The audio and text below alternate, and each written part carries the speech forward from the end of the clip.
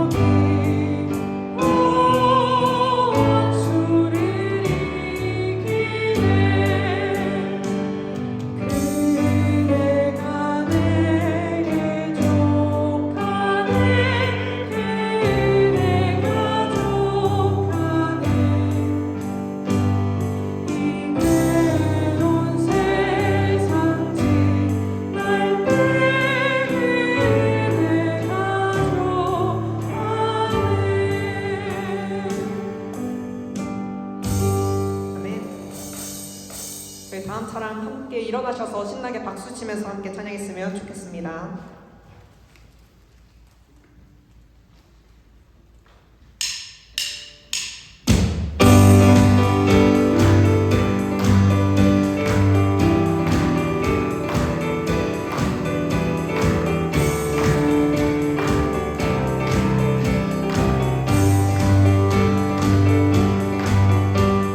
십자가의 비로소 은혜는 신비하였느냐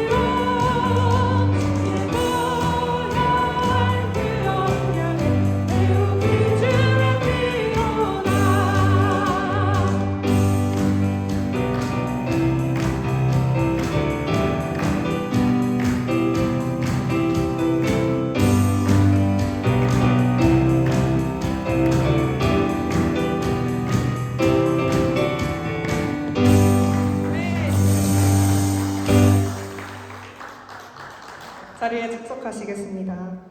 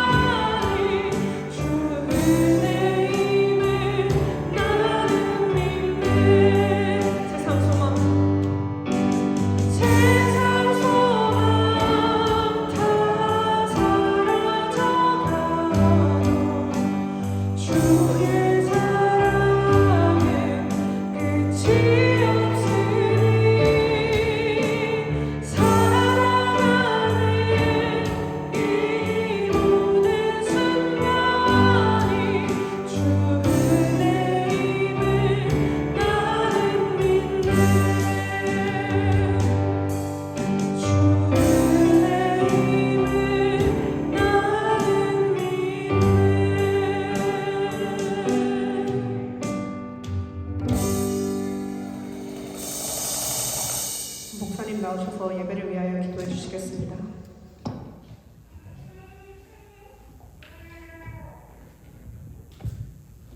우리 함께 기도로 하나님 앞에 나아갔으면 좋겠습니다. 기도할 때 하나님, 우리가 예배드리기 위하여 주님 앞에 나왔습니다. 우리의 드리는 예배를 받아주시고 하나님 영과 진리로 인도하여 주시옵소서.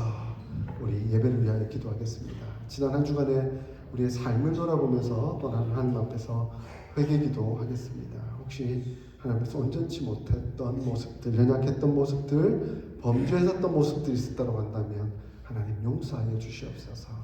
사죄의 은총을 베풀어 주시옵소서 하는 회개의 기도 하나님 앞에 올려드리겠습니다. 그럼에도 불구하고 우리를 한결같이 사랑하시는 하나님 은혜 앞에 감사하며 찬송과 영광을 올려드리는 기도 하나님 앞에 하겠습니다. 마지막으로 기도할 때 오늘 우리에게 주실 말씀 새기며 그 말씀에 잘 순종하여 하나님의 거룩한 백성, 예수님의 온전한 제자가 되는 저희들 되게 하여 주시옵소서. 특별히 오늘 말씀 전하시는 박영주 목사님, 하나님 성령의 임재하심 가운데, 능력 가운데 귀한 말씀 베풀어 주시옵소서. 우리 함께 통성으로 기도하겠습니다. 하나님 아버지, 은혜 가운데 나왔습니다. 예배드리기 위하여 모였습니다. 우리의 드리는 예배를 받아주시고 하나님 은혜 가운데 저희를 붙들어 주시고 역사해 주시옵소서. 하나님 이끄시고 인도하시는 은혜 앞에 감사하고 기뻐하며 영광 돌려드리는 예배가 될 수 있도록 주님 이 예배를 주관하여 주시고 역사하여 주시옵소서. 온전히 영과 진리로 드리는 예배가 될 수 있도록 주님 주관하시고 역사하여 주시옵소서. 지난 한 주간의 삶을 돌아보며 하나님 앞에서 온전치 못했던 연약한 모습들을 고백드립니다. 하나님 용서하여 주시옵소서. 회개의 기도를 올려드리오니 하나님 사죄의 은총을 베풀어 주셔서 회복케 하시는 은혜 앞에 감사와 찬송과 영광을 올려드리는 저희의 믿음의 고백이 될 수 있도록 주님 도우시고 역사하여 주시옵소서. 그래서 우리의 삶 속에서 늘 감사와 기쁨과 찬양과 영광을 올려드리는 믿음의 하나님 고백의 삶이 될 수 있도록 주님 역사하여 주시옵소서. 오늘 귀한 목사님 보내주셔서 감사합니다. 박영주 목사님을 통해서 우리에게 베풀어질 말씀을 저희가 새기며 그 말씀에 온전히 순종하여 하나님의 거룩한 백성, 예수님의 온전한 제자로 성숙되며 하나님 나아가는 저희의 삶이 될 수 있도록 주님께서 도우시고 은혜로 지켜 보호하여 주시옵소서. 모든 것을 주님께 맡겨드립니다. 감사합니다.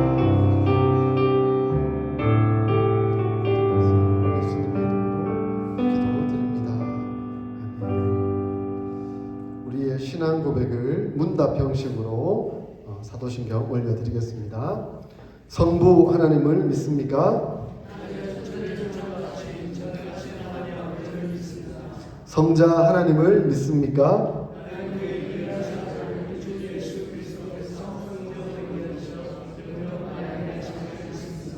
성자 하나님이 우리의 구원을 위해 하신 일을 믿습니까?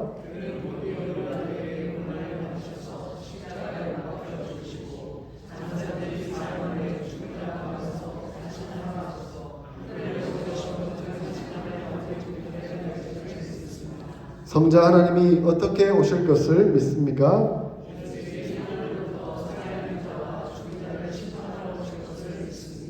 성령 하나님을 믿습니까?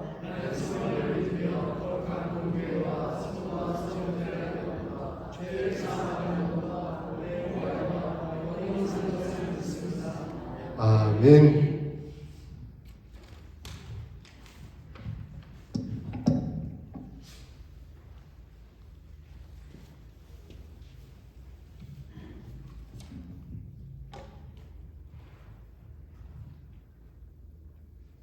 사랑과 자비가 풍성하신 하나님 아버지, 저희를 주님의 전으로 부르시고 예배의 자리로 인도하심에 하게 하심에 감사드립니다. 세상의 분주함과 염려 속에 하나님께 영광 돌리지 못한 모든 죄들을 용서하여 주옵소서. 하나님께 시선을 고정하게 하시고 우리의 심령이 주님의 말씀 앞에서 다시 살아나고 회복되는 이 시간, 이 예배가 되게 하옵소서. 오늘은 특별히 외부에서 귀한 박영주 목사님을 보내주셔서 주님의 말씀을 전하게 하시니 감사드립니다. 말씀 가운데 주님의 진리와 은혜가 선포되게 하시고 우리가 그 말씀을 통하여 하나님의 넓고 깊은 사랑을 새롭게 깨닫게 하옵소서. 주님, 우리가 일상 속에서 나태히 머물지 않고 또한 스스로 의롭다 여기며 판단하지 않게 하시며 돌이켜 회개하는 마음으로 아버지의 품을 날마다 찾게 하옵소서. 우리의 행위가 아닌 하나님의 은혜로 구원받은 자임을 고백하게 하시고 조건 없이 사랑하시는 하나님 아버지의 마음을 닮아 용서하고 품는 삶을 살게 하옵소서. 오스틴 사랑의 교회 공동체가 복음 안에서 새로워지고 세상 속에 그 사랑을 전하는 통로가 되게 하옵소서. 오늘 말씀을 전하시는 목사님 위에 성령의 기름 부음을 더하여 주시고 우리 모두가 열린 마음과 겸손한 심령으로 말씀을 듣게 하옵소서. 또한 성도된 우리들은 듣는 데서 그치지 않고 삶으로 복음을 살아내는 믿음의 결단이 있게 하옵소서. 이 예배의 처음과 끝을 주님께 의탁하오며 우리를 끝까지 포기하지 않으시는 예수 그리스도의 이름으로 기도드립니다. 아멘.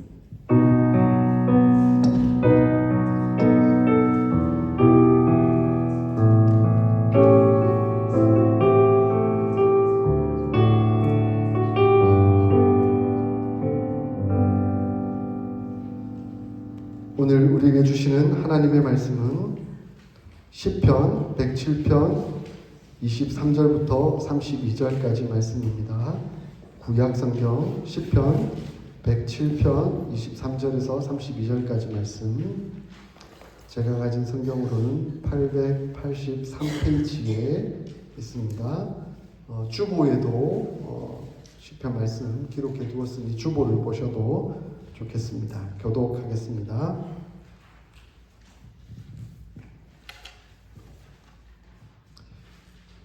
배들을 바다에 띄우며 큰 물에서 일을 하는 자는 여호와께서 행하신 일들과 그의 기이한 일들을 깊은 바다에서 보나니 여호와께서 명령하신즉 광풍이 일어나 바다 물결을 일으키는도다. 그들이 하늘로 솟구쳐다가 깊은 곳으로 내려가니 그 위험 때문에 그들의 영혼이 녹는다. 그들이 이리저리 구르며 취한 자 같이 비틀거리니 그들의 모든 지각이 혼돈 속에 빠지는도다. 이에 그들이 그들의 고통 때문에 여호와께 부르짖으매 그가 그들의 고통에서 그들을 인도하여 내시고 광풍을 고요하게 하사 물결도 잔잔하게 하시는도다. 그들이 평안함으로 말미암아 기뻐하는 중에 여호와께서 그들이 바라는 항으로 인도하시는도다. 여호와의 인자하심과 인생에게 행하신 기적으로 말미암아 그를 찬송할지로다. 백성의 모임에서 그를 높이며 장로들의 자리에서 그를 찬송할지로다. 아멘. 오늘 귀한 목사님 오셨습니다.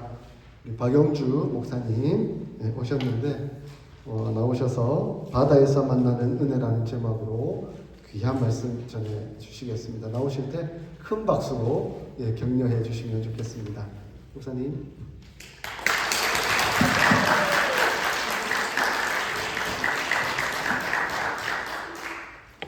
할렐루야. 하나님께서 사랑하시는 사람들, 주의 백성들 가운데 은혜와 복으로 함께 하시는 줄 믿습니다. 네, 오늘 말씀 시편 107편 말씀인데요. 이해를 돕기 위해서 세번역 성경으로 제가 다시 한번 읽어드리겠습니다. 세번역 성경입니다. 배를 타고 바다로 내려가서 큰 물을 헤쳐가면서 장사하는 사람들은 주님께서 하신 행사를 보고 깊은 바다에서 일으키신 놀라운 기적을 본다. 그는 말씀으로 큰 폭풍을 일으키시고 물결을 산더미처럼 쌓으신다. 배들은 하늘 높이 떠올랐다가 깊은 바다로 떨어진다. 그런 위기에서 그들은 얼이 빠지고 간담이 녹는다. 그들이 모두 술 취한 사람처럼 비틀거리며 흔들리니 그들의 지혜가 모두 쓸모없이 된다. 그러나 그들이 고난 가운데서 주님께 부르짖을 때 그들을 곤경에서 벗어나게 해주신다. 폭풍이 잠잠해지고 물결도 잔잔해진다. 사방이 조용해지니 모두들 기뻐하고 주님은 그들이 바라는 항구로 그들을 인도하여 주신다. 주님의 인자하심을 감사하여라. 사람에게 베푸신 주님의 놀라운 구원을 감사하여라. 백성이 모인 가운데서 그분을 기려라. 장로들이 모인 곳에서 그분을 찬양하여라. 아멘. 이제 뜨겁게 사랑할 수 있는 계절이 돌아온 것 같습니다. 여름은 원래 뜨겁게 사랑하는 계절인 줄 믿습니다. 지옥에 가봤더니 지옥불 온도가 엄청 올라갔대요. 왜냐하면 한국 사람들이 찜질방에 익숙해서 웬만한 것은 뜨겁게 느끼지 못한다는 거죠. 웬만한 사랑으로는 우리가 뜨겁게 사랑을 받았다가 느끼지 못할 것 같아요. 그래서 더욱더 이 여름에 하나님 안에서 하나님을 사랑하고 우리 서로 사랑하는 사람들을 향해서 사랑을 나누시기를 예수님의 이름으로 축원합니다. 제가 시 한 편을 나누고 말씀을 시작하려고 합니다. 제목 아버지, 지은이 이문조. 아버지는 아무리 힘이 들어도 힘들다는 말을 하지 않았습니다. 아버지는 당연히 힘들지 않는 줄 알았습니다. 아버지는 아파도 아프다는 말을 하지 않았습니다. 아버지는 당연히 아프지 않은 줄 알았습니다. 아버지는 돈이 없어도 돈 없다는 말을 하지 않았습니다. 아버지는 항상 돈이 많은 줄 알았습니다. 이제 내가 아버지가 되어보니 우람한 느티나무처럼 든든하고 크게만 보였던 아버지, 그 아버지도 힘들 때가 있다는 것을, 아플 때가 있다는 것을, 돈 없을 때도 있다는 것을 알았습니다. 그러나 아버지는 가장이니까 가족들이 힘들어할까봐, 가족들이 실망할까봐 힘들어도 아파도 돈이 없어도 말을 못했을 뿐이었습니다. 제가 10년 전에 처음 미국을 왔습니다. 그때 상황이 참 안 좋았던 것 같아요. 그래서 참 힘들었습니다. 대부분의 아버지들이 그렇듯이 가족에게는 숨겨야만 했습니다. 다 이제 아버지 뒤에 숨는 거죠. 아버지가 제일 앞에 서게 되는 것이 일반인 것 같습니다. 몸은 아프고 힘겹고 지갑은 텅 비어가고 언어와 공부는 버겁게만 느껴졌습니다. 여기에 이제 신분 문제가 겹칠 때 참으로 힘들었습니다. 문제가 복잡하고 크게 느껴졌기 때문이 아니라 그때 저희 딸의 한숨을 들었기 때문에 그때는 참으로 마음이 좀 먹먹하더라고요. 오늘 저희는 시편의 말씀을 같이 생각해 보고 있는데요. 시편의 말씀 별명이 있습니다. 시편을 인생의 노래라고 부릅니다. 인생 가운데 우리가 겪는 아픔, 슬픔, 분노, 그리고 절망, 그리고 기쁨, 감사, 찬양, 다양한 인생의 희노애락을 담고 있기 때문에 시편을 인생의 노래라고 부릅니다. 인생의 노래 시편은 총 5권의 책으로 엮여진 것이 지금 우리가 보는 시편이라고 하는 시편이 한 권이 아니라 다 시편을 읽어보시면 1권, 2권, 3권, 4권, 5권 이렇게 5개의 책이 하나로 이렇게 묶여져 있는 책이 시편입니다. 오늘 시편은 107편은 5번째 책의 첫 번째 장입니다. 원래 서론이 있고 본론이 있고 결론이 있는 것처럼 시편의 1장은 전체의 내용을 소개하는 의미를 가지고 있습니다.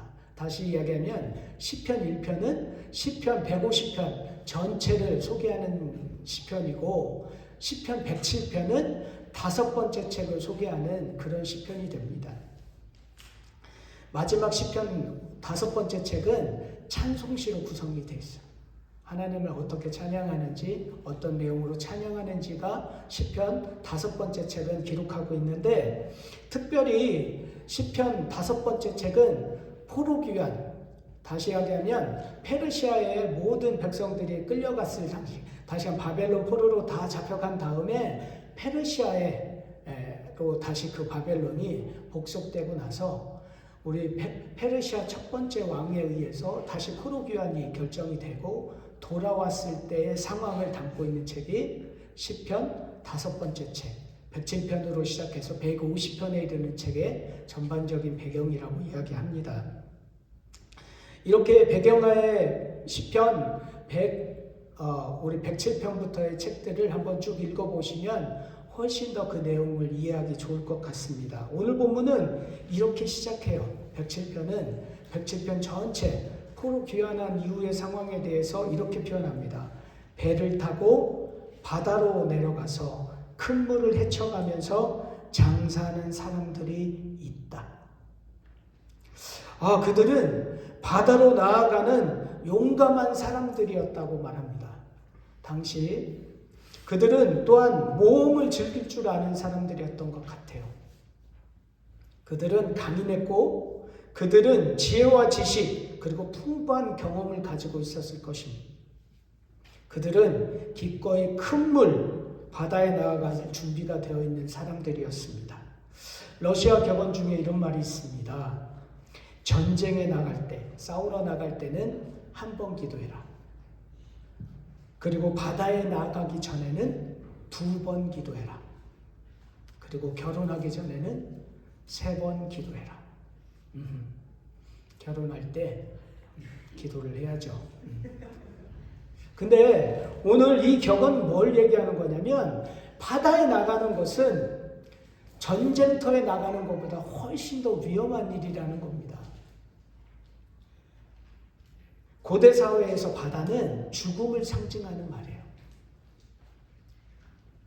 바다에 나간다는 건 죽을 수 있다. 근데 그 위험이 얼마나 크냐? 전쟁터에 나가는 것보다 훨씬 더 죽을 위험이 크다라는 뜻입니다. 성경에서 바다는 위험하고 예측할 수 없는 곳이고 짐승이 나오는 그런 곳이라고 표현하고 있습니다.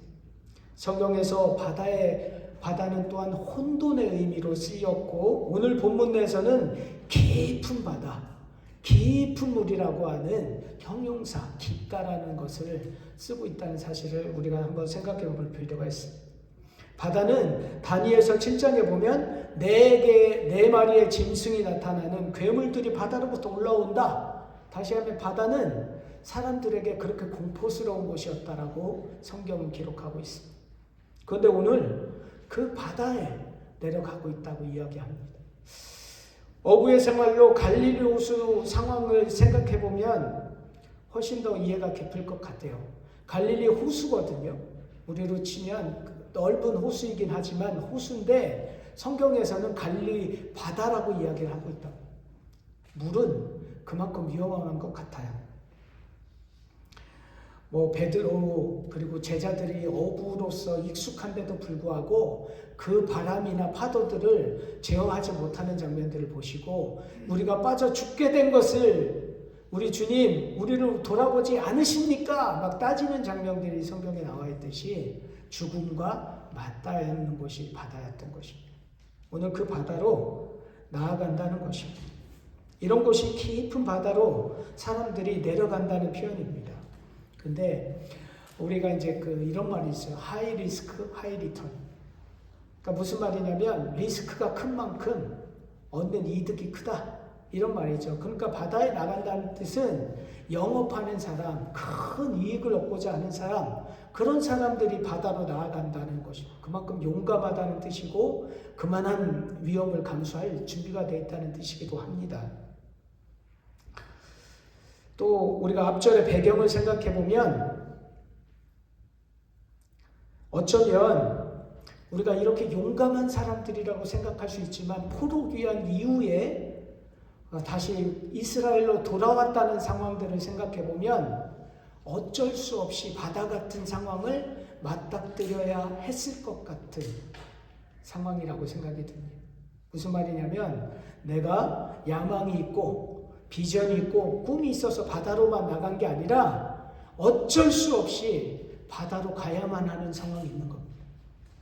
그만큼 위험하고 예측할 수 없고 그리고 다음 내일을 어떻게 살아야 될지 모르는 상황 속에 와 있는 것입니다. 제가 지난 10년 돌아보니까 누가 가장 존경스러운지 아십니까? 여기서 30년, 40년 긴 세월을 살아내신 우리 선배님들이 너무 존경스럽더라고요. 어떻게 그렇게 사셨을까? 지금은요, 그래도 한국인에 대한 정서가 좋아진 편인 것 같아요. 근데 예전에는 전혀 그러지 않은 상황 속에서 사실은 그 척박한 상황 속에서 살아내셨다는 것만으로도 존경받아 마땅한 것 같아요. 그런데 그 바다 같은 처참한 상황들을 맞닥뜨린 그들이 모든 지혜를 사용했을 것 같아요. 내가 이제까지 알고 있던 지식이나 지혜나 경험이나 내가 동원할 수 있는 모든 것을 다 동원해서 바다에서 살아남을 뿐만 아니라 문제를 헤쳐나가려고 애썼을 것 같아요. 그렇지 않겠습니까? 아유, 설렁설렁해도 되네 뭐. 이런 상황이 아니에요, 지금. 살아보니까 그렇지가 않더라고요. 그런데 오늘 성경은 이렇게 교훈하고 있어요. 그런 그들의 지혜가 아무 소용이 없다. 그들의 그런 노력이 아무런 소용이 없었다.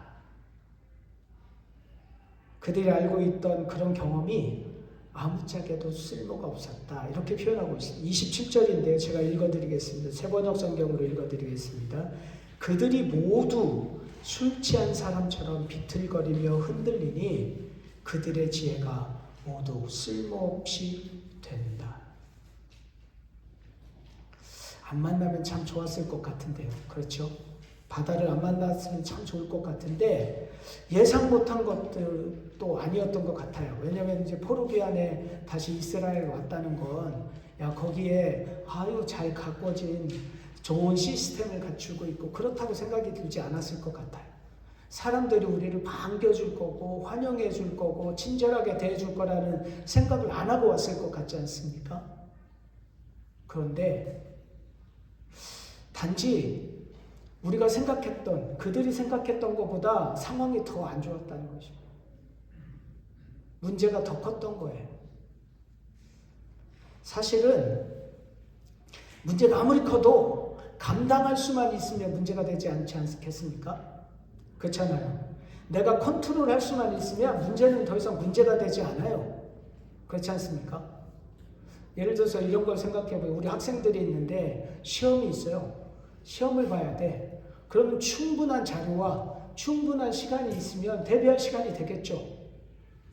그런데 그게 주어지지 않은 가운데 갑자기 시험을 본다면 당혹스럽고 어렵겠죠. 그렇지 않습니까?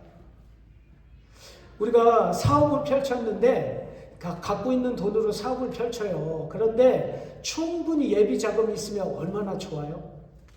그런데 예비 자금이 막 뚝뚝뚝 사라져 가는데 생각했던 것보다 사업이 일어나지 않고 매출이 발생하지 않으면 어떤 일이 일어나요? 마음이 타들어가죠. 근데 은행 잔고가 계속 줄어들수록 마음이 정말 쪼그라들지 않겠습니까? 그리고 어느 날 마이너스가 되고 은행 잔고가 제로가 되면 그때부터는 정신이 이제 혼미해지고 앞이 잘 보이지 않는 겁니다. 그렇다고 뾰족한 수가 없고 방법이 없지 않겠습니까? 그들이 만난 폭풍은 그런 폭풍이에요. 그들이 만난 바다에서 만난 위험은 그런 위험이었다는 것. 오늘 시편은 그림을 그리듯이 오늘 본문을 쓰고 있는데 25절에 이렇게 되어 있어요. 그는 말씀으로 큰 폭풍을 일으키고 물결을 산더미처럼 마음이 벌써 답답하지 않습니까? 앞에 배가 가는데 우리로 치면 쓰나미와 같이 그 높은 파도가 내 앞에 떡 버티고 있는 겁니다. 그래서 바다 위로 배가 솟구쳤다가 오늘 본문을 보니까 배들은 하늘 높이 떠올랐다가 깊은 바다로 떨어진다. 그런 위기에서 그들은 얼이 빠지고 간담이 녹는다. 그들의 모든 것이 생명을 지키기 위해서는 아무 소용이 없었다고 말씀하는 것입니다. 아무 쓸모가 없었다고 말하는 것입니다. 근데 하늘 높이 치솟았다 갑자기 뚝 떨어지는 것. 이게 서서히 떨어지면 그래 대비할 수 있는데 도저히 이런 게 한 번만 있어도 정신이 없는데 이게 계속되지 않겠습니까? 바다에서. 그런 일을 경험하신 분들이 계실 것 같아요. 감사한 건 우리가 그 순간에 포기하지 않았다는 것입니다. 그것이 귀한 것입니다. 근데 그런 노력도 아무 쓸모가 없었다고 성경은 말씀하십니다. 저는 오늘 본문에서 오늘 본문 표현 중에 가장 마음에 와닿는 표현이 마음이 녹는다라는 표현. 여러분 마음이 녹는다는 표현이 와닿습니까? 사업을 망해본 사람은 이 녹는다는 표현이 어떤 표현인지 알 것 같아요. 저도 사업을 펼쳤다가 망해보니까 그 느낌을 알겠더라고요. 마음이 녹는다는 표현이 무슨 말인지. 제가 처음 여기 유학을 뜻하지 않게 안식년으로 왔다가 경찰이 찾아왔어요. 저희 집에. 봤더니 아파트 렌트비를 못 냈더니 여기는 되게 나이스하더라고요. 아파트 단지에서 렌트비를 내세요 이런 얘기 안 하고 바로 법원에 접수하더라고요. 경관이 찾아왔어요. 그러면서 그 페이퍼를 주더라고요. 워닝을 주더라고요. 너 언제까지 집을 비워라. 근데 방법이 없으니까 비우지 못했죠. 그랬더니 또 얼마 있다가 또 찾아왔더라고요. 이게 파이널이다. 그러면서 언제까지 집을 비우지 않으면 강제 철거하겠다. 강제로 내쫓겠다. 저희가 내쫓지 않았다는 얘기는 주의 은혜로 살아남았다는 뜻이겠죠. 근데 그때 방법이 없지 않습니까? 그래도 몸이라도 튼튼하면 어떻게든 무슨 방법을 찾아낼 수 있겠지만 F1 신분을 유지하고 공부도 해야 되고 근데 몸은 안 좋고 그런 상황이 마음이 녹더라고요. 어떻게 해야 방법이 없더라고요. 한국에서 그때 제가 쓰러진 이후에 저희 집사람을 통해서 사업을 펼쳤는데 그런 거 아시죠? 흑자부도 비싼 거예요. 빚이 많으니까 아무리 벌어도 사업이 망하게 되는 거죠. 그러니까 그 망했던 그 밤, 사업을 접어야겠다는 그 밤에 마음이 녹더라고요. 오늘 그랬다는 겁니다. 오늘 아까 드린 찬양 중에 내 마음이 낙심되며 근심에 눌릴 때 희망이 사라지고 친구 날 버릴 때 번민이 가득 차고 눈물이 흐를 때 환난이 닥쳐와서 어려움 당할 때 그때가 있는 거. 이민상에는 훨씬 더 절벽에 가까운 것 같아요. 말도 잘 안 통하고 우리한테 우호적인 사람은 극히 없고 곁에 형제자매도 힘이 없고 이런 경우를 만나면 우리가 할 수 있는 일이 무엇이 있겠습니까? 대부분의 경우 할 수 있는 일이 아무것도 없어요. 가장이 된다는 건요. 가장이 된다는 건 비로소 어른이 되는 것 같아요. 왜냐하면 어깨에 짊어질 짐이 무겁고 감당해야 할 일들이 쉽지가 않아요. 아내가 생각나고 생때 같은 자식들이 눈에 밟히고 마음이 갈라지고 미친 듯이 요동하는 겁니다. 그런데 아무것도 할 수가 없습니다. 너무도 무능하고 초라하고 쓸모없는 자신을 보아야 하고 이것이 너무 힘들고 눈물은 주체할 수 없고 마음이 가눌 수 없어서 소리쳐보지만 아무 소용이 없는 거죠. 오늘 시편은 이런 인생을 살아내고 있는 이들이 기억해야 할 것이 있다라고 말합니다. 그게 뭐냐면 지혜를 가져야 한다고 말하는 거죠. 근데 그것이 무엇입니까? 그 지혜가 무엇입니까? 은혜입니다. 오늘 성경은 그것이 은혜라고 말합니다. 오늘 시편 마지막 구절, 107편의 마지막 구절은 세 번역으로 제가 읽어드리겠습니다. 이렇게 표현하고 있어요. 지혜가 있는 사람이 누구냐? 이 일들을 명심하고 주님의 인자하심을 깨달아라. 인자하심을 깨달으라고 말씀하시는데 인자하심을 원어 히브리어로는 헤세드라고 해요. 이 헤세드가 70인역 신약으로 번역되는 과정에서는 은혜로 번역되는 겁니다. 무슨 말입니까? 은혜를 깨닫고 기억하라고 오늘 성경은 이야기해요. 그것이 너희의 지혜다. 정말 바다에 나아가고 우리가 어찌할 수 없는 상황 가운데 위험한 자리에 있고 위험하고 뿐만 아니라 고통스러운 그 순간에도 너희들이 기억할 것이 있는데 그것이 바로 은혜다. 오늘 성경 우리에게 이렇게 이야기합니다. 은혜가 무엇입니까? 값없이 주시는 하나님의 호의적인 선물이에요. 은혜는 과거도 미래도 누리는 것이지만 현재에도 누려야 할 것이 무엇이냐? 바로 은혜라고 성경은 얘기합니다. 오늘 저와 여러분은 그 은혜를 생각해 보고 싶습니다. 인생의 바다에서 만나는 은혜들을 생각해 보고 싶습니다. 첫 번째 은혜가 무엇입니까? 어떤 상황 속에서도 하나님은 우리와 함께 하신다는 것입니다. 할렐루야. 우리는 인생의 고난, 쓰디쓴 쓴맛을 경험할 때 더욱이 그 시간이 길어지면 좀처럼 상황이 나아지지 않는 상황이 길어지면 우리가 어떻게 해요? 하나님을 원망하기도 해요. 하나님, 왜 나에게 이런 일이 있습니까? 하나님은 나를 버리신 건가? 하나님 앞에 내가 무슨 죄를 졌길래 내가 이렇게 고통스러워야 하나? 이렇게 하나님을 원망할 때가 있어요.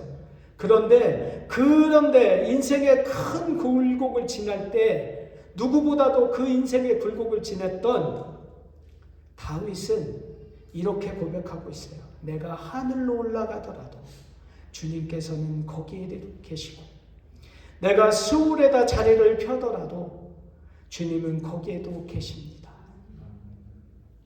오늘 깊은 바다 죽음의 자리에 있을 때 괴로워했고 절망했고 힘들어했는데 도와달라고 제발 하나님 나를 살려달라고 간절히 부르짖을 때 주님이 우리의 신음소리를 듣고 우리의 기도를 듣지 않는 것만 같은 그때 꼭 기억하십시오. 주님이 어디 계실까요? 도와주세요! 큰 소리 쳐서 될 곳이 아니라 내 옆에 계시다고 이야기하죠. 오늘 신약은 뭐라고 해요? 내 안에 계시다고 성령님이. 주님께서 내 안에 계시기 때문에 내 거친 숨소리도 내가 입을 꽉 다물고 소리내지 않으려고 할 때 새어나오는 그 신음소리도 듣고 계시다는 것. 인생 말년에 다윗이 썼다고 하는 시편 23편은 이렇게 기록하고 있어요. 내가 비록 죽음의 골짜기, 그늘 골짜기를 다닐지라도 주님께서 나와 함께 계시고 주님의 막대기와 지팡이로 나를 보살펴 주시니 내게는 두려움이 없습니다. 할렐루야. 우리 하나님은 우리와 그 인생의 굴곡진 자리, 죽음과 같은 현실과 함께 계시다는 사실을 잊지 마시기 바랍니다. 우리 주님이요 등이 얼마나 넓은지요 우리를 업고 가시는 줄 믿으시기 바랍니다. 우리는 그분의 등에 업혀서 가는 삶이에요. 주님이 멀리 계시지가 않더라고요. 우리 주님 예수님은 이렇게 우리에게 약속하시고 그것을 기억하라고 말씀하세요. 보아라, 내가 세상 끝날까지 너희와 항상 함께 있을 것이다. 할렐루야. 우리 예수님 어디 계세요? 지금 저와 여러분과 이 자리 내 마음에 계십니다. 함께 한다는 것은요 큰 각오와 희생이 요구되는 말이에요. 함께 한다는 말이에요. 여러분, 자녀를 길러보면 알아요. 자녀 키우기가 쉽습니까? 아유, 뱃속에 있을 때가 제일 편했단 말이 있습니다. 네, 포기할 것이 얼마나 많은지 몰라요. 자녀들은 얘기해요. 왜 나한테 하지 말라는 게 그렇게 많냐. 그런데 부모는요, 모든 포기하고 있다고요. 그 자녀가 포기하는 것보다 부모가 포기하는 게 훨씬 많아요. 자존심 모든 거 다 내려놓고 포기해야만 길러낼 수 있냐? 아니요. 그래도 힘든 게 자녀를 기르는 것 같아요. 근데 우리 주님은요, 함께 하시려고 무엇을 포기하셨을까요? 하나뿐인 목숨을 포기하셨다고 이야기하죠. 그것이 그분의 각오예요. 그것이 사랑입니다. 우리 그 주님이, 그 사랑이 우리와 함께하기 위해서 생명을 내려놓으셨고 모든 것을 내려놓고 우리와 함께 계심을 믿으시기 바랍니다. 우리 주님께서 이렇게 이야기했어요. 내가 땅끝에서 너를 데리고 왔으며 세상의 가장 먼 곳으로부터 너를 불러냈다. 그리고 내가 너에게 말하였다. 너는 나의 종이니 내가 너를 선택하였고 버리지 않았다고 하였다. 그리고 이사야서 41장 10절은 이렇게 선포합니다. 내가 너와 함께 있으니 두려워하지 말아라. 내가 너의 하나님이니 떨지 말아라. 내가 너를 강하게 하겠다. 내가 너를 도와주고 내 승리의 오른팔로 너를 붙들어 주겠다. 비록 죄에 대한 심판할 수 없는 지경에서도 주님께서는 이렇게 다짐하는 것입니다. 결단코 절대로 너를 떠나지 않겠다. 할렐루야. 아멘. 여러분, 우리가 우리를 보면 실망할 때가 너무 많아요. 목회자는 뭐 나을 것 같습니까? 그렇지 않아요. 목회자는 어쩌면 절대적으로 주님이 더 필요하기 때문에 목회자로 세우신지 모르겠습니다. 매일매일 붙들지 않으면 우리 힘으로 감당할 수 없는 일들이 너무 많고, 목회를 하면 엄청 능력이 좋아서 교회가 엄청나게 은혜롭고 부흥이 되고 엄청난 하나님의 역사가 나타날 것 같은데 초라한 제 모습으로는 그런 능력이 없는 거죠. 전적인 하나님의 은혜가 아니면 어려운 것입니다. 우리 인생도 마찬가지입니다. 지금 여기 우리와 함께 하시는 예수님을 붙들고 나아갈 때 우리는 그 어려운 죽음의 바다, 위험하고 어려운 현실, 그리고 우리가 살아내야만 하는 척박한 환경을 이겨나갈 수 있는지 믿으시기 바랍니다. 할렐루야. 깊은 바다에서 만나는 두 번째 은혜가 무엇입니까? 역전의 은혜입니다. 주님께서는 저와 여러분을 포기하지 않으신다고 말씀하십니다. 오늘 본문의 시작을 다시 제가 읽어드리겠습니다. 세번역 성경 24절입니다. 주님께서 행하신 행사를 보고 깊은 바다에서 일으키신 놀라운 기적을 본다. 여기서 기적이라는 히브리어 단어는 팔라라는 단어인데 그 뜻은 구별하다, 분리하다, 크다, 경이롭다의 의미로 쓰이는 말인데 오늘 수동태 형태로 쓰였어요. 근데 수동태 형태로 쓰일 때는 어떤 의미냐면 사람의 능력을 넘어서다, 이해하기 어렵다, 아주 특별하다는 의미를 지닙니다. 무슨 말이냐면 사람이 이해할 수 없고 경이로운 특별한 일을 경험하게 된다고 말씀하십니다. 할렐루야. 아멘. 여러분, 하나님이 일으키시는 놀라운 기적을 경험하게 될 거라고 오늘 성경은 선포하고 계십니다. NASB, 가장 히브리 성경을 가장 직역을 잘했다고 하는 영어 성경의 NASB예요. NASB는 그걸 뭐라고 표현하냐면 wonders라고 표현해요. 그런 거죠. 입을 한번 벌려보십시오. 그리고 눈을 크게 떠보시고 그렇게 말을 못하는 지경이 바로 wonders. 그러니까 말문이 탁 막힌 거죠. 그런 기적들을 오늘 우리의 삶에서 경험한다고 이야기하십니다. 우리가 상황과 환경에서는 전혀 기대할 수 없는 일을 만난다고 오늘 성경은 이야기하고 있는데요. 이것을 우리는 뭐라고 부르냐? 역전이라고 부릅니다. 역전케 하시는 하나님, 역전시키시는 하나님. 오늘 그 하나님의 은혜가 오늘 우리의 삶에서 이루어지는 줄 믿으시기 바랍니다. 그것이 어떻게 일어나는지 성경은 우리에게 말씀하십니다. 시편 107편 28절인데요. 그러나 그들이 고난 가운데에서 주님께 부르짖을 때에 그들을 공경에서 벗어나게 해주신다. 언제라고요? 주님께 부르짖을 때. 우리에게 주님은 기적의 스위치를 하나 주셨어요. 그게 뭐냐면 사도행전 2장 21절은 이렇게 표현해요. 그러나 주님의 이름을 부르는 사람은 구원을 얻을 것이다. 우리의 기적의 스위치가 뭐예요? 그분의 이름을 부르는 거예요. 예수님! 따라해 봅시다. 예수님! 아버지!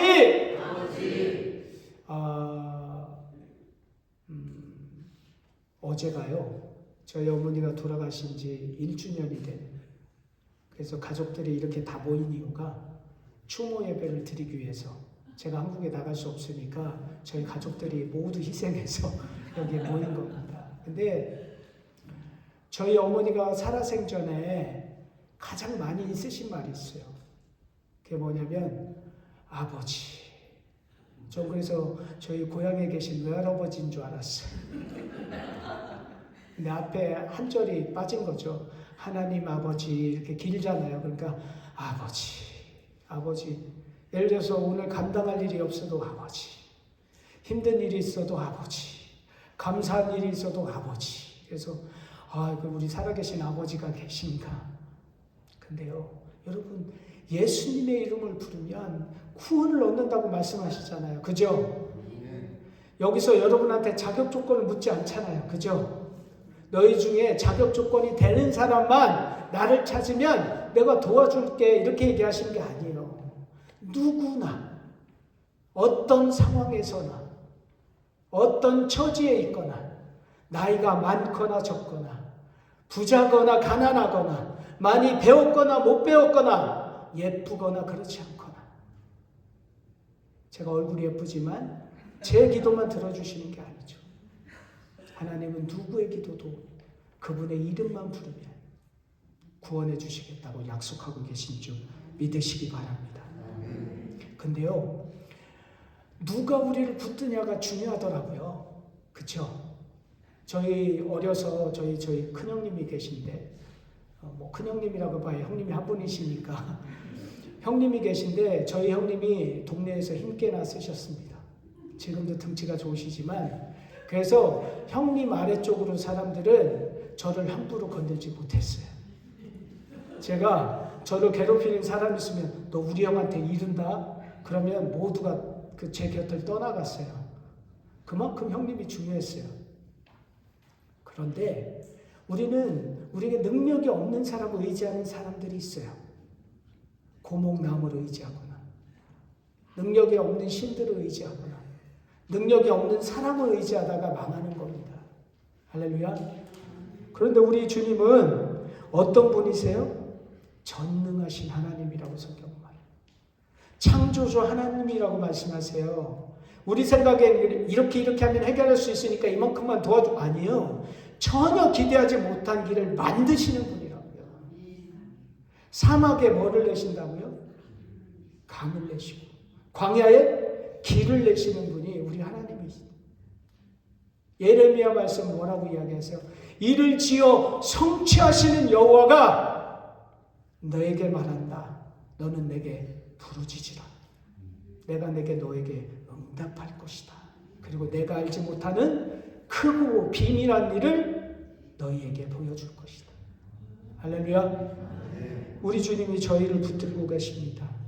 이사야서 50장 2절은 이렇게 반문하고 계세요. 내 손이 짧아서 너희를 속죄하지 못하겠느냐? 내게 힘이 없어서 너희를 구원하지 못하겠느냐? 내가 꾸짖어서 바다를 말리고 강을 광야로 바꿀 수 있는다. 난 그런 하나님인데 너희가 부르짖지 않기 때문에 내가 그 일을 할 수 없다. 여러분, 우리 하나님 의지하시기 바랍니다. 우리 주님께서는 우리에게 부르짖으라 말씀하시고 그러면 역전의 은혜를 누리게 될 것이다. 기대할 수 없는 상황에서 구원을 받게 된다고 하십니다. 어찌 주저할 수 있겠습니까? 좀 더 본문을 좀 보시겠습니다. 28절은 이에 그들이 그들의 고통 때문에 여호와께 부르짖을 때에 성경을 묵상할 때 가장 중요한 포인트 중에 하나는 접속사가 어떻게 쓰였는지를 보는 거예요. 성경을 공부할 때. 근데 오늘 접속사가 이렇게 써 있어요. 이에라는 그 무슨 말이냐면 결론과 같은 의미로 앞절의 내용 때문에 내가 이에 이렇게 했다는 거예요. 앞의 내용이 절망스러웠기 때문에 바다에 만나서 모든 지혜가 아무 쓸모가 없어지고 간담이 높고 죽을 것 같은 그 상황에 그렇게 되니까 이에 그들이 주님께 부르짖었다는 겁니다. 사람들이 절망한 상황을 만나면 세 가지 태도를 보인다고 해요, 보통. 첫 번째 사람은 자포자기하는 거야. 끝났네. 더 이상 길이 없어. 끝났어. 그리고 끈을 내려놓고 손을 툭. 두 번째 사람은 어떤 사람이냐면 끝까지 미련을 버리고 붙드는 사람들이 있어요. 만약 이런 지도자가 있다면 다 같이 망하는 겁니다. 왜냐하면 사람들이 믿어요. 인본주의의 끝이 뭐냐면 모든 문제는 사람이 해결할 수 있다라는 거예요. 그런데 성경은 우리에게 뭐라고 이야기하냐면 사람은 미련하고 제한적이고 할 수 없는 무능한 존재라고 이야기하는 게 성경이 바라보는 사람의 모습이에요. 다시 얘기하면 내가 닥쳐서 해결할 수 없는, 사람이 해결할 수 없는 일이 너무나 많다는 것입니다. 할렐루야. 사람이 정복하지 못한 병들이 너무 많지 않습니까? 돈을 아무리 들이고 그 대단한 사람들이 붙들어도 해결하지 못하는 죽음의 문제, 고독의 문제, 외로움의 문제 해결할 방법이 없어요. 세 번째 사람이 지혜로운 사람인데 그 사람은 뭐냐면 자신의 한계를 시인하는 거예요. 난 할 수 없습니다. 나는 할 수 없습니다. 내 힘으로는 도저히 해결할 수 없습니다. 이걸 우리가 뭐라고 부르냐? 믿음의 태도다, 그렇게 표현합니다. 믿음의 사람이 희망이 있는 이유가 바로 이것입니다. 문제와 상황, 절박한 그 자리에 가면 나를 인정하는 거예요. 나는 할 수 없습니다. 주님. 빨리 하나님 앞에 시인하고 기도의 자리로 나아가는 사람들이 지혜로운 사람이라고 말하는 것입니다. 사람이 염치가 있지. 어떻게 하나님 앞에 그냥 바로 갈 수 있어. 그 사람만큼 미련한 사람이 없는 겁니다. 내가 문제를 만나면 주님의 이름을 부르시기 바랍니다. 주님, 이 일이 쉽지가 않습니다. 이 일이 참 어렵네요. 그분과 상의하시기 바랍니다. 왜요? 그분이 내 곁에서, 내 안에서 우리와 함께 하시기 때문에. 어떤 사람이 역전의 은혜를 누립니까? 오늘 빨리 나의 문제들, 내 한계들을 고백하고 하나님의 이름, 예수 그리스도의 이름을 부르는 사람이 바로 역전의 은혜를 누리는 사람이라고 이야기하는 것입니다. 누가복음 15장에 탕자의 비유가 나오는데 탕자가 어떻게 구원을 받았는가? 15장 17절에 이렇게 기록됐어요. 이에 스스로 돌이켜 이르되 내 아버지에게는 양식이 풍족한 풀꾼이 얼마나 많은가? 나는 여기서 줄여 죽게 되는구나. 뭡니까? 내가 죽을 처지가 되니까 어떻게 해요? 거기서 그냥 포기하는 게 내가 그냥 죽자. 방법이 없네. 그렇게 선택한 게 아니에요. 나는 죽을 것 같으니까 아버지께로 돌아가자. 내 아버지께로 가자. 그네가 내게 족하네. 그네가 족하다. 괴로운 세상 지날 때 그네가 족하다. 할렐루야. 우리 아버지 집으로 갑시다. 전능하신 하나님을 의지하고 날 사랑하시는 예수님, 예수 그리스도, 그 이름이 구원자, 구원하는 하나님, 마가복음 1장 1절은 이렇게 표현하죠. 하나님의 아들 예수 그리스도 복음이 우리에게 시작된다고 되었다고 선포하고 계시는 줄 믿으시기 바랍니다. 탕자가 인생의 역전을 경험한 것, 오늘 저와 여러분도 동일하게 주어지시는 하나님의 은혜인 줄 믿으시기 바랍니다. 아멘. 인생이 무엇입니까? 은혜로 사는 것. 은혜로 사는 삶, 그것이 믿음의 사람들 그리스도인의 삶인 줄 믿으시기 바랍니다. 마지막으로 바다에서 만나는 은혜가 무엇입니까? 선한 일을 마침내 이루시는 은혜입니다. 오늘 본문 28절을 좀 더 보겠습니다. 그러나 그들이 고난 가운데서 주님께 부르짖을 때 그들을 곤경에서 벗어나게 해주신다. 폭풍이 잠잠해지고 물결도 잔잔해진다. 사방이 조용해지니 모두들 기뻐하고 주님은 그들이 바라는 항구로 그들을 인도하여 주신다. 옛날에 개역 한글 성경은 이렇게 표현, 소원의 항구로, 소원의 항구로 주님께서 인도하신다라고 표현하고 있는데요. 하나님이 우리를 소원의 항구로 인도하신다고 이야기하십니다. 믿음이 무엇입니까? 바라는 것들에 증거고 믿음이 실상이 된다는 사실들을 기대하시기 바랍니다.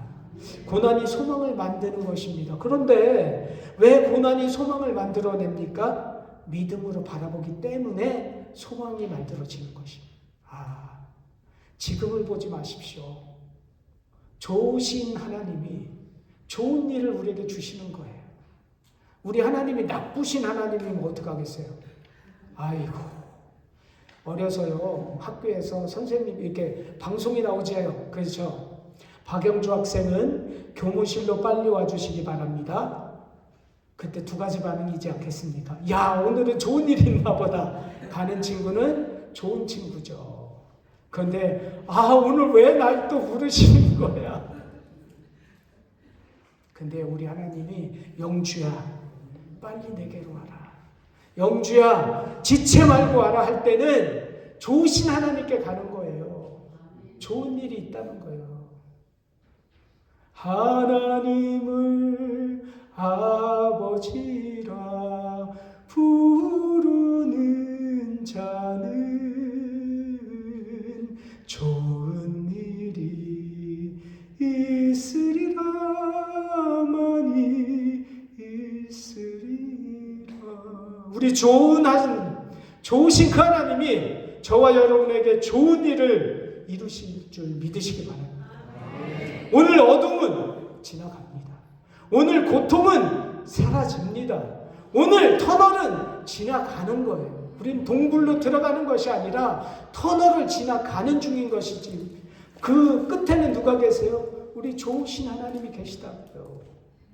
우리의 가장 좋은 날은 아직 오지 않았습니다. 사람들이 옛날에 좋았다 말하면 안 됩니다. 왜냐하면 하나님이 우리에게 더 좋은 것을 앞에 예비해 두고 계시기 때문에. 어둠은요 빛을 이길 수 없어요. 겨울의 혹독함은 봄의 따스함에게 앞에서는 맥을 출 수 없는 것입니다. 우리 하나님 앞에서는 모든 문제는 사라지고 마침내 주님께서 좋은 일, 선한 일을 이루시는 것을 믿으시기 바랍니다. 왜요? 왜 그런 일들이 우리에게 일어납니까? 그것이 그분의 사랑이고 그분의 권능이시기 때문에. 우리 하나님 어떤 분이세요? 여러분이 겪고 있는 모든 문제보다 크신 하나님 되세요. 어떤 상황이 처절하고 어떤 상황이 처참할지라도 그 상황과 현실보다 크신 분이 우리 하나님 되심을 믿으시기 바랍니다. 그분이 창조주 하나님이시고 그분은 능치 못할 일이 없다고 말씀하시는 줄 믿으시기 바랍니다. 예수님이 잡히시던 그 밤에 우리에게 제자들에게 이렇게 약속하셨어요. 요한복음 16장 33절을 내가 이것을 너희에게 말하는 것은 너희가 내 안에서 평화를 얻게 하려는 것이다. 너희는 세상에서 환난을 당할 것이다. 그러나 용기를 내어라. 내가 세상을 이겼다. 여러분 꿀잠 자시기를 예수님의 이름으로 축원드립니다. 오늘 밤에는 주님께 맡기고 꿀잠 자야죠. 내일은 주님께서 예비하신 좋은 일이 있을 것이기 때문입니다. 여러분, 왜 우리가 꿀잠을 못 자냐면 염려를 내가 붙들고 있기 때문이에요. 하나님 앞에 툭 내려놓으시기 바랍니다. 주님께서 얘기하세요. 야, 내가 힘이 없니? 내가 너에 대한 사랑이 부족하니? 그렇지 않다는 것입니다. 여러분, 크신 하나님, 그 하나님께 맡기시기 바랍니다. 폭풍 찌던 그 밤에 예수님께서 물 위로 걸어서 밤 사경에 제자들에게 찾아와요. 벌써 그 폭풍 때문에 괴로운 시간이 몇 시간이 흘렀을 뿐만 아니라 앞으로 배를 저었는데 옆으로 배가 가는 상황이에요. 그런 상황 속에 예수님이 저벅저벅 물 위로 걸어오세요. 그리고 제자들에게 남긴 첫 번째 말이 무슨 말씀인지 이렇게 얘기하세요. 안심하여라. 내니 두려워하지 말아라. 오늘 여러분 폭풍 치는 여러분의 삶 속으로 우리 주님이 걸어오고 계십니다. 빌립보서 1장 6절은 우리에게 이렇게 약속하세요. 선한 일을 여러분 가운데 시작하신 분께서 그리스도 예수의 날까지 그 일을 완성하시리라고 나는 확신합니다. 우리 다 같이 한번 찬양해 볼까요? 그네가 내게 족하네 그네가 족하다 괴로운 세상 지날 때 그네가 족하네 그네가 내게 족하네 그네가 족하네 괴로운 세상 지날 때 그네가 족하네. 말씀을 정리하고자 합니다. 바다가 어디일까요? 오늘 우리가 살아내는 하루가 우리 앞에 있는 일주일이 오늘 내가 만나서 해결해야 할 그 순간이 바다입니다. 아무것도 남지 않은 모두가 망가져 있는 그 땅으로 돌아왔던 이스라엘 백성처럼 어쩔 수 없이 바다에 놓여야 되는 우리의 그런 삶 속에 우리 주님께서는 우리를 찾아오셨을 뿐만 아니라 오늘 내 안에 계시다고 말씀하십니다.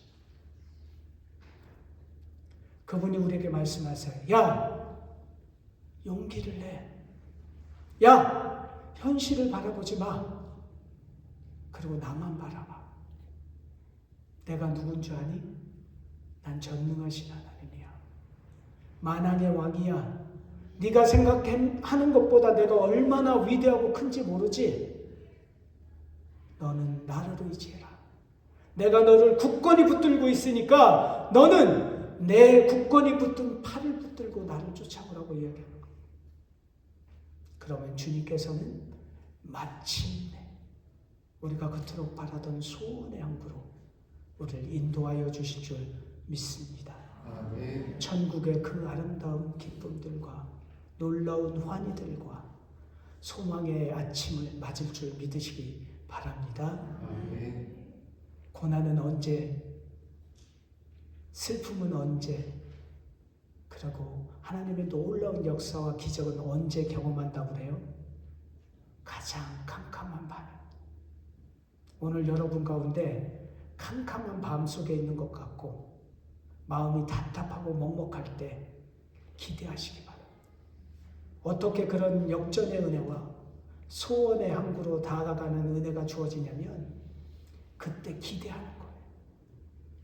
여러분 우리가 결단의 기도를 할 때 주님 내가 어떤 상황 속에서도 살아계신 하나님을 기대하게 도와주시고 예수님의 이름을 부를 수 있게 도와주시고 어떤 상황에서도 기도하고 주님을 의지할 수 있게 도와주세요. 나는 힘이 연약하니 성령님 나와 함께 하여 주세요. 이 시간 함께 기도하시고 말씀을 맡도록 하겠습니다. 하나님 이 시간에 우리가 연약한 가운데 이 자리에 있습니다. 주님, 우리의 믿음, 연약한 믿음을 붙들어 주셔서 우리를 인도하여 주시옵소서. 할 수만 있거든, 무엇을 할 수만 있거든 우리 아이를 고쳐주세요. 울부짖던 그 아버지의 절박함 속에 주님께서 말씀하십니다. 할 수 있거든이 무슨 말이냐? 믿는 자에게는 능치 못함이 없다. 할렐루야. 주님을 의지하고 승리하는 믿음의 자녀들, 어스틴 사랑의 교회 모든 형제자매들 될 수 있도록 주님 함께하여 주시옵소서. 용기 말씀 예수님의 이름으로 감사하며 기도드렸습니다. 아멘.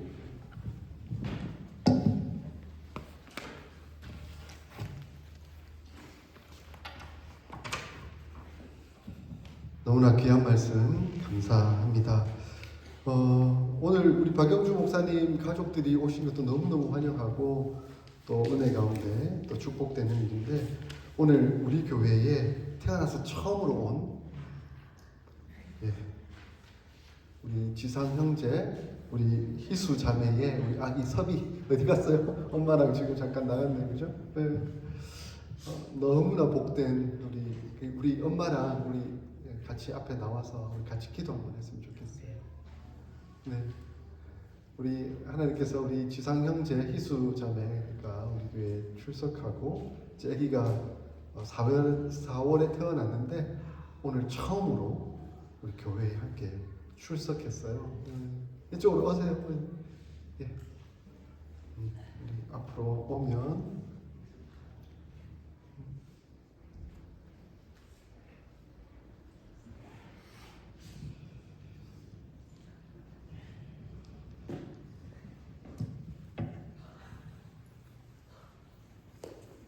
이쪽으로 오세요. 자고 있어? 아이고 예쁘다. 자고 있으니까 그냥 그렇게 기도할까요? 우리 지상 형제 희수 자매 또 애기 섭 너무 예뻐요. 지금 자고 있어가지고 아이고 예쁘다. 하나님께서 복된 아기를 가정에 선물로 주셨고 또 우리 교회에 처음 출석해서 또 너무나 은혜롭게 또 인도해 주셨습니다. 우리 감사하는 마음으로 제가 한번 축복기도 하도록 하겠습니다. 하나님 아버지, 은혜와 사랑을 감사합니다. 하나님께서 세우신 믿음의 가정, 지상형제 희수 자매 가정에 귀한 우리 아기 섭이를 선물로 주셔서 감사합니다. 하나님, 이 아기가 하나님 안에서 은혜 가운데 복된 아기로 잘 성장할 수 있도록 주님 도우시고 역사하여 주시옵소서.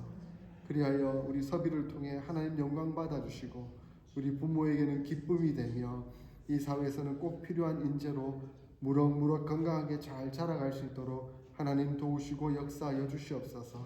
우리 어스틴 사랑의 교회가 우리 사랑하는 우리 아기 섭이를 돌보며 기도하며 또 함께 하나님 앞에서 기쁨으로 살아갈 수 있도록 도우시고 역사하여 주시옵소서. 아버지 하나님, 이 아기 키워갈 때 때로는 힘들고 지치고 어려울지라도 하나님께서 보여주시는 영광과 소망을 바라보며 믿음으로 잘 키워갈 수 있도록 도와주시고 그 아름다운 믿음의 기도와 하나님 눈물의 기도를 통하여 우리 섭이가 하나님 앞에서 귀하게 은혜 가운데 잘 성장해 갈 수 있도록 도우시고 역사하여 주시옵소서. 우리 부모 되신 사랑하는 부모들에게도 늘 영육간의 강건함을 허락하여 주시고 피곤치 않도록 힘을 다하여 주시고 오늘 주신 말씀처럼 하나님의 함께하심과 역전하심과 이루심을 하나님 보는 은혜의 역사들이 넘쳐 흐르도록 인도하여 주시옵소서. 감사드리며 예수님의 이름으로 기도드립니다. 아멘. 축하 환영의 박수. 감사합니다. 우리 여전도회가 해야 할 사업이 또 생겼네요, 그죠? 우리 섭이 잘 돌봐줄 수 있도록 우리 여전도회 회장님과 우리 함께 또 우리 섭이를 어떻게 또 잘 섬길 수 있을지 또 함께 연구하면서 주었으면 좋겠습니다. 우리 찬송가 310장 찬송 부르면서 결단하고 우리 박영주 목사님 나오셔서 축복 기도해 주시겠습니다.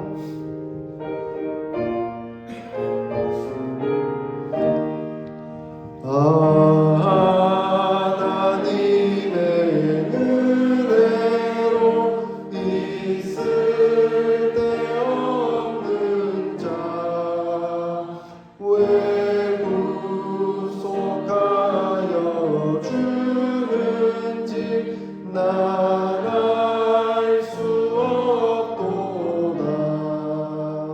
내가 믿고 또 의지하는 내 모든 형편하시는 주님 늘 보호해 주실 것을 나는 확실히 아네. 왜 내게 무슨 믿음과 또 복을 주셔서 내 마음이 항상 평안지 난 알 수 없도다. 내가 믿고 또 의지하는 내 모든 형편하시는 주님 늘 보호해 주실 것을 나는 확실히 아네. 왜 내게 성령 주셔서 내 마음을 감동해 또 예수 믿게 하는지 난 알 수 없도다. 내가 믿고 의지하는 내 모든 영광 사랑하는 주님 늘 돌보아주실 것을 나는 확실히 아네. 주 언제 강림하실지 오반의 온낮에 또 주님 만날 그곳도 난 알 수 없도다. 내가 믿고 또 의지하는 내 모든 형편 사랑하는 주님 늘 보호해주실 것을 나는 확실히 아네.